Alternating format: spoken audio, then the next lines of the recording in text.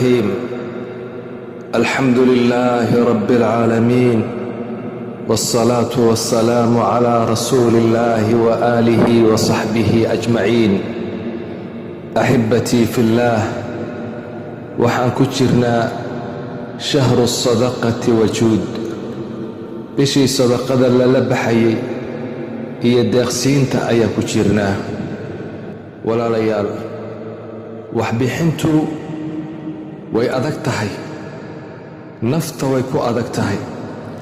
ilaahay baa inoo sheego insaankan xoolaha iyo lacagta wuu jecel yahay. ilaahay waxau uhi watuxibbuuna almaala xubban jammaa, maalka xoog baad u jeceshihiin buu ilaahay yidhi.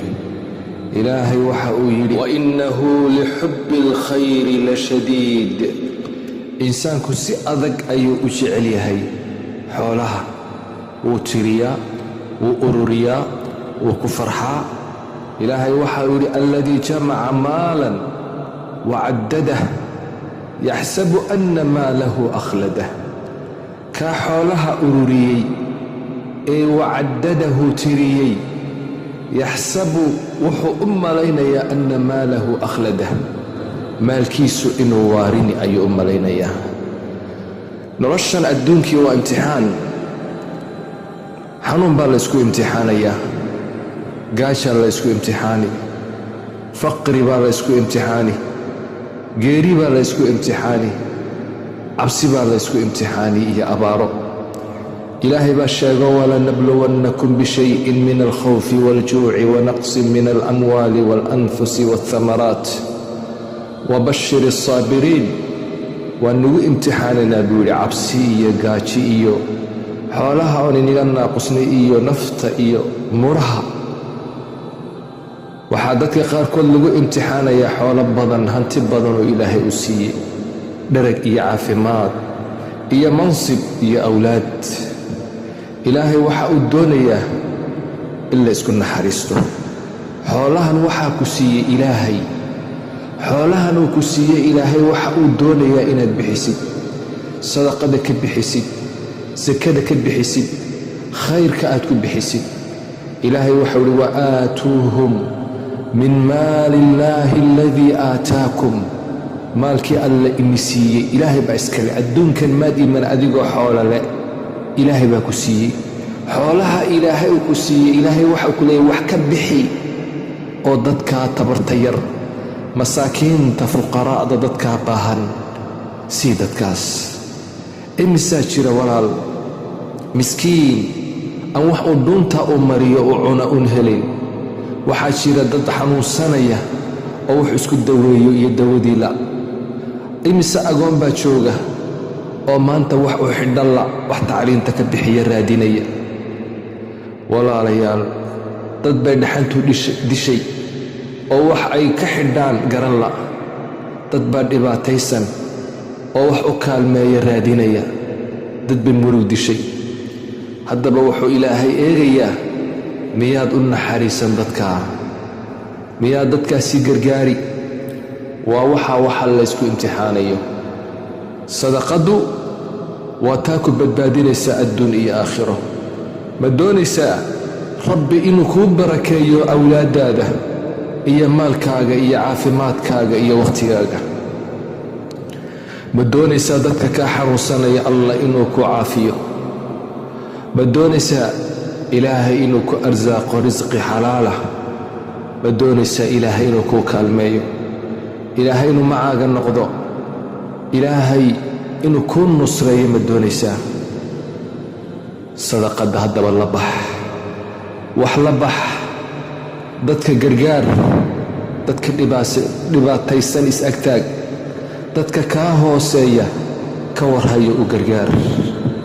waxbixintu walaalayaal fadli badan iyo khayr badan baa ku sugan. kow, ilaahay cadhadiisay dejisaa, way qaboojisaa. ilaahay subxaanahu wa tacaala ku cadhooni maayo.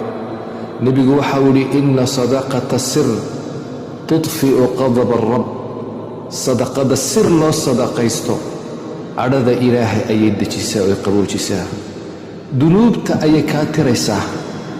nebigu waxa uu yidhi sala allahu calayhi wasalam والصدقة تطفئ الخطيئة كما تطفئ الماء النار. sadaqadu waxay demisaa oy masaxdaa dembiga sida biyuhuba ay dabka u demiyaan ayay sadaqaduna dembiga u tirtaayo u demisaa. ilaahay subxaanahu wa tacaala dadku kugu caafini sadaqadda.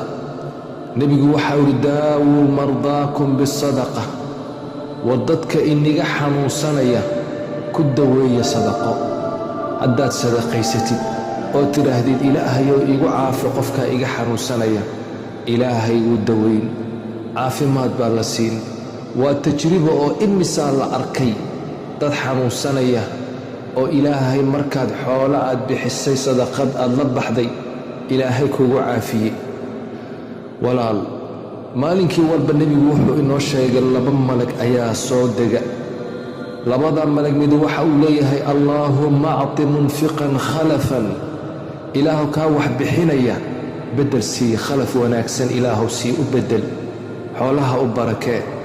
ka kalena wuxuu leeyahay allaahumma acti mumsikan talafan, ilaahu kan xoolaha ku dhegan ka baabi'i ayuu leeyahay.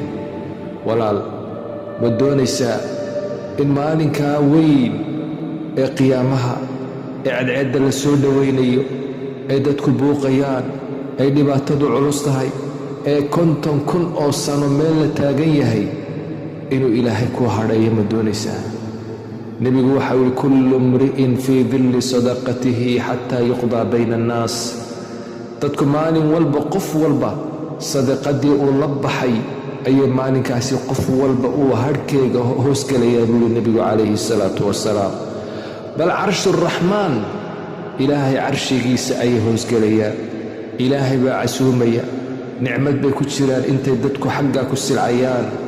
waxaa ka mida kuwuu nebigu inoo sheegay carshiga hoostiisa gelaya, ilaahay ugu hadhaynayo rajulun tasaddaqa bisadaqatin fa akhfaaha, qof sadaqaystay oo sadaqadiisaa qariyey, kaasaa ka mida buu yidhi nebigu calayhi salaatu wassalaam.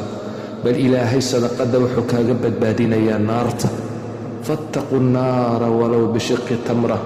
nebigu waxaa uhi war naarta iska ilaaliya oo iskaga ilaaliya walow timir gobolkeed, jeex timireed ood la baxdid xataa ha noqdee, sadaqa la baxoo iskaga dejiya buu yidhi nebigu calayhi salaatu wassalaam. walaalayaal, dad badan baa dhibaataysan, dad badan bay cuduro hayaan, dad badan bay gaajo haysaa, dad badan baa wax u gargaara raadinaya, imise agoon baa qaylaysa. dadka dhibaato badan ayaa haysa. xoolaha ilaahay ku siiyey, ilaahay ha kuu barakeeyo, ilaahay ha kuu beeriyo, ilaahay dhibaataha kaaga difaaco. waxaa loo baahan yahay inaan sadaqad la baxno, inaan dadka ugu gargaarno, inaan dadka isku agtaagno. xoolahan qabriga kulama gelayaan, waa adduunkaas, waa mataacu dunyaa, waa adduunka iyo qurqurxintiisa weeyaan. almaalu waalbanuuna ziinatu alxayaati addunya waalbaaqiyaatu alsaalixaatu khayru cinda rabbika. waxaa wanaagsan cibaadadaasi, sadaqadaasaa ka khayr badan. walaal, la bax, bishii khayrka ku jirnaa, bishii sadaqada ayaan ku jirnaa. wanaagga iyo khayrkaa ummadda la jeclow.